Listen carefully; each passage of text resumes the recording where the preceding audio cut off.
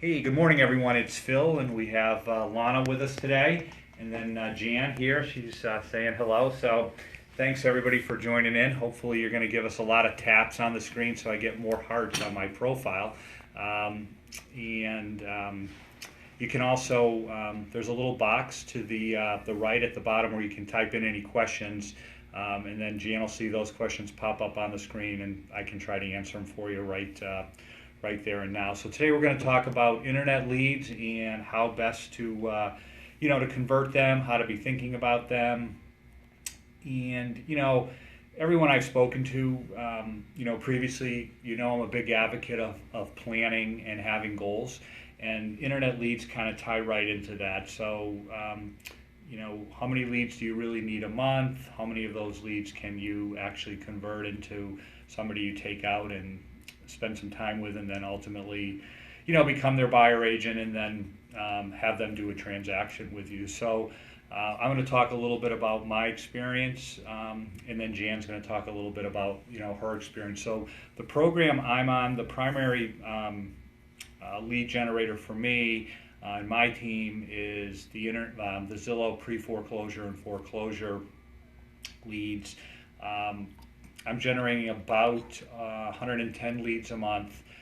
Personally, for me, that's way too many to actually manage. So most of my leads end up getting distributed out to other Dalton Wade team members, and then they end up working those leads. I still do keep some, and I'll talk about kind of what I think the optimal number is. Jan actually is on the Premier program with Zillow, and the difference between the two programs primarily is that the pre-foreclosure program generates, in terms of quantity, more leads, but the properties they're inquiring on usually are not actually available for sale, so you have to sort of chat with the person about the foreclosure program, and then kind of find out what their needs are, and then hopefully move them into something that you can actually take them out and show them some properties. It certainly works.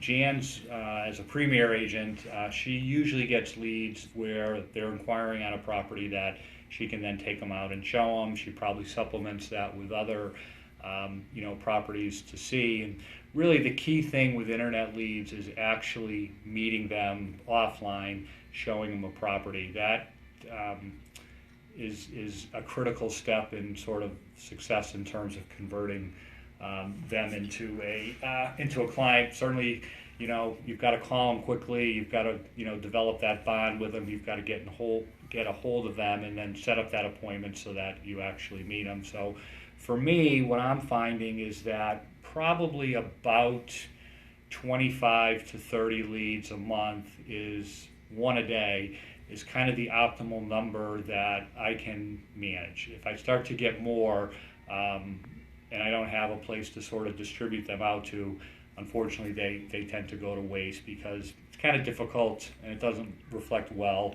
if it's been 3 days and now you're getting back to the person. So usually you have to let them go, and they come in at times late at night. I could be getting one right now, and I'm doing this training session, so it's hard for me to immediately follow up. So you're always trying to optimize and do better in terms of, okay, how do I actually do the best so that I'm maximizing my conversion. So what I should have done, but I didn't, was actually changed my my setting with Zillow so that my lead, if it came in now while I'm busy, went to somebody else so they could follow up on them. So maybe Jan can chat a bit on how many leads she's seeing, what she kind of sees as the optimal number a month, and kind of how that's going for her. Hi, I started with Zillow probably back in September, and initially I was only spending probably about $100 a month with Zillow, and then as I seen my leads increasing, I increased my spending, and at this point I'm up to about $800 a month that I'm currently spending, but I'm co-marketing with a lender who spends about $200 a month. And from that, I probably am getting anywhere from 5 on a good week, maybe 8 to 10 leads a week, and following up on those. Some people are just looking, some people don't answer their phone, and I set all of them up pretty much in the MLS system and try to follow up with them on a long-term basis to see if they're accessing the listings that I'm sending them. And out of that, thus far, I probably have about 6 clients that I've actually am working with 4 of them that have already closed. So I think the more money that you're able to invest in Zillow and in a good market and follow up quickly with that person, I believe that, of course, the more money that you'll make. I even get out of town people that are relocating here, and right now I have someone coming in from Texas that is going to be buying a house for about $400,000. And this person contacted me at 11 o'clock at night and was quite surprised when I called her at 11 p.m. and we chatted for a while, and I'm going to meet her next week, her and her husband. So one of the things about Zillow is following up quickly with the leads that you get, and just learning how to manage those leads and staying in contact. I personally have gotten to the point to where I'm starting to get so many leads that I have referred some out to a lady on my team, and I also have an assistant that is working with me to help me manage the leads and be a little bit more productive and follow up with people. And I also have gotten 2 listings out of the leads as well as a buyer from the same person. So I think Zillow works. All depends on your budget and what you're able to spend. Thank you, Jan. I think Jan brought up a couple really good points in terms of, kind of how to think about this and sort of the process of, actually converting them and kind of getting the most out of it. The MLS system is awesome. So basically what I do is when that lead comes in, I have the conversation with them. I sort of end with, what are you looking for? Because again, the leads I'm getting are a little bit different in terms of more than likely the property's not available for sale. So, but I'm actually getting, Jan may be averaging like $20 a lead, her cost, where for me it's under $10 a lead. So I'm getting twice as many leads, but I have to sort of convert them in a different way that she's doing. So what I do is I speak with them, have a nice conversation with them, find out a little bit about what they're looking for, and then I actually set them up on the MLS through the My Matrix under your contacts. I set up the search for them. And what's really cool about that is you can then see if the person's logged in. You can see when they logged in. They can favorite their properties, and you can actually see they're doing something with what you're sending them, which makes them a better lead. So if somebody's never checked in, and it's a couple weeks, the system allows you to send them 2 emails, 2 introductory emails, and you can personalize those emails. So what I do is I send them a personal, out of my own email account, email after I speak to them, introduce myself and say it was nice chatting with them, and then I set them up on the MLS. If I don't see that they've logged in, I'll send them another email in a couple days. If they have logged in, and this is the key sort of where you've got to actually get it done, is you have to either call them again, you have to text them again, you have to communicate with them again to be able to say, okay, let's go out and look at some properties. So this week I picked up, actually I've gotten 3 new buyers this week. One I put under agreement yesterday, a short sale in Clearwater at $325,000. I met this couple at an open house I did last Sunday. Last week we talked about the open houses, so that bore fruit for me. And then through my Zillow leads, I took out 2 new buyers, both with that strategy where they called on a house that wasn't available. I had a nice conversation with them. I set them up on the MLS. I texted them 2 days later, and both responded back, and we set up a time to go out. So it's a process that if you follow, and everybody's process is a little bit different, and that's fine, because there's no sort of like you have to do it this way, this is the best way.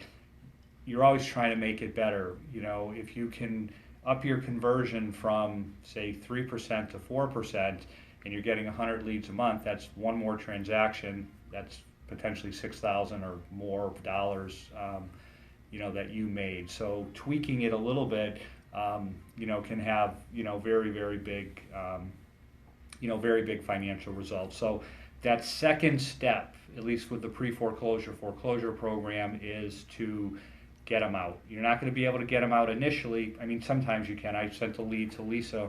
Unfortunately, she's out showing this lady some properties today. The lady, she spoke to her, then she called her back. At the end of the day, they went out. It's like a $60,000 property. It's not, a huge ticket item, but she wrote an offer for it, and she's sending it in. And now this lady's looking to buy like 3 or 4 houses on her trip down here. So, again, they do work. You never know. You've got to follow up with all of them. And because what it is, and I'll just use Lisa's as an example. I was out showing the person that I mentioned previously some properties yesterday. The lady called me. I'm kind of handcuffed because I'm working with someone else. I texted Lisa, call this lady. She called her. It turned into a deal.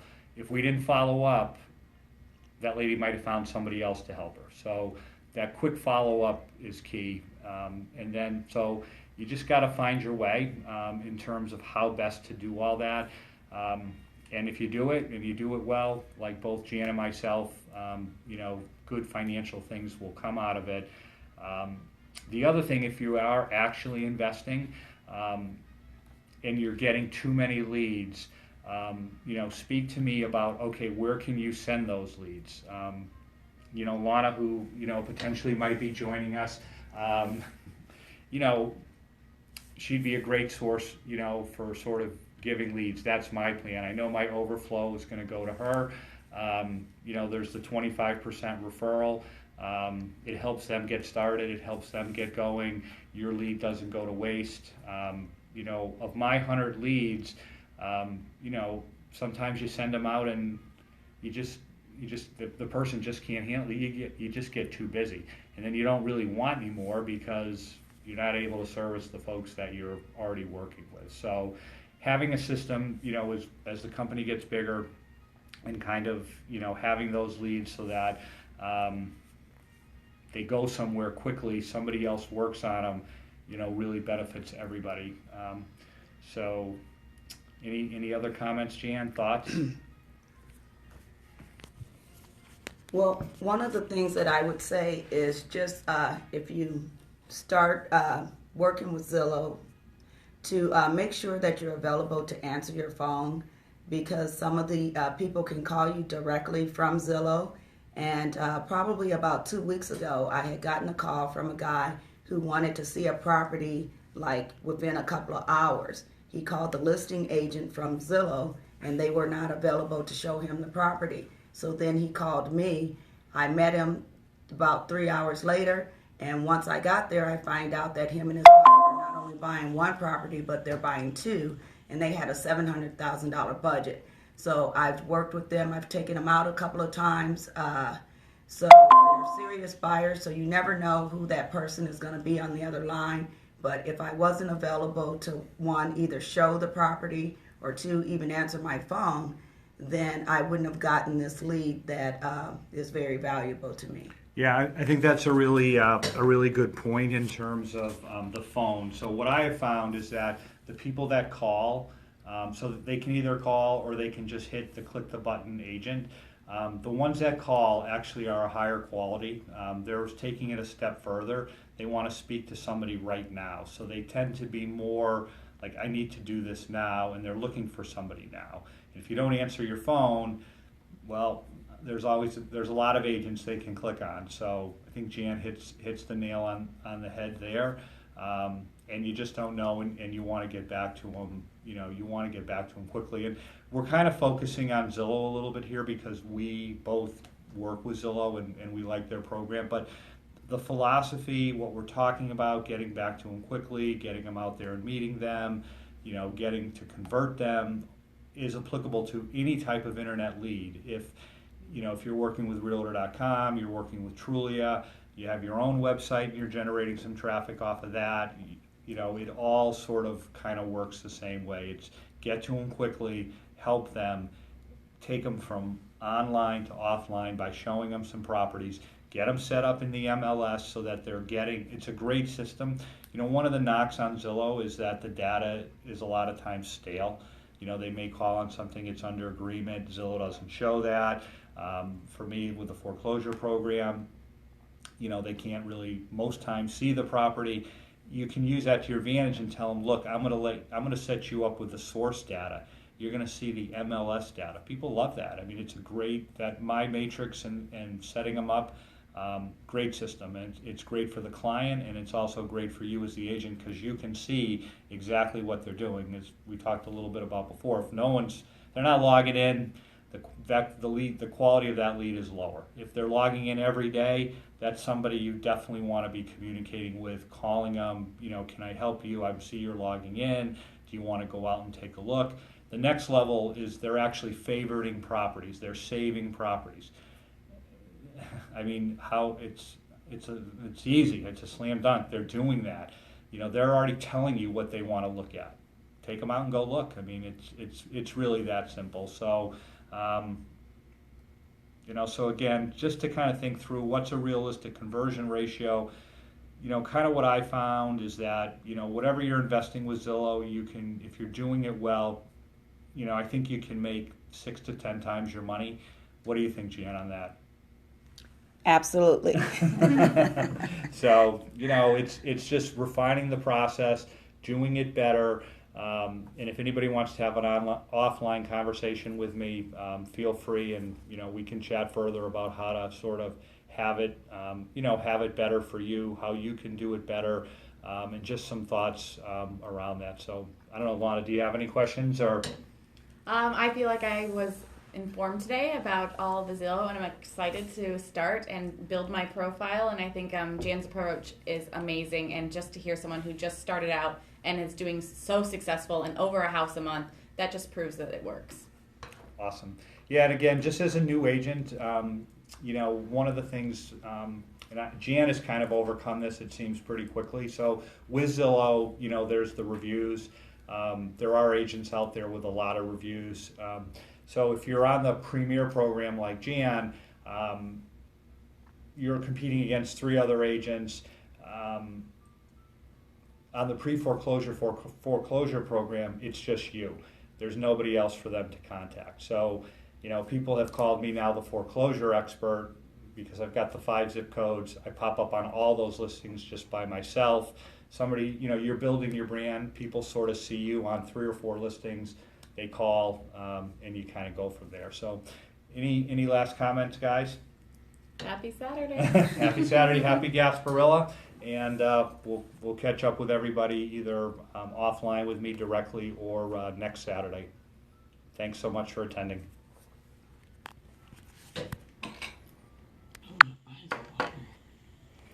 Forgot to